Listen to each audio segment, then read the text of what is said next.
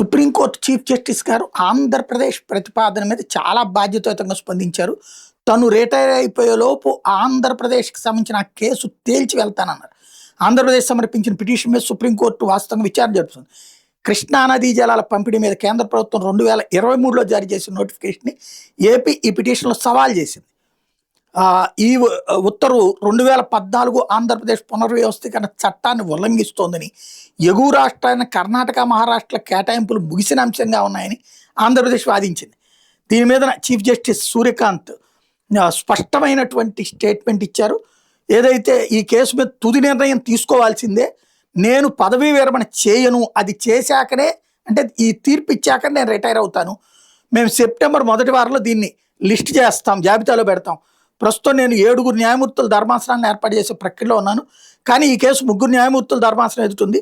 కాబట్టి వీలైనంత త్వరగా విచారించగలిగే కాంబినేషన్ ఎదురు దీన్ని జాబితా చేస్తామని చెప్పుకొచ్చారు.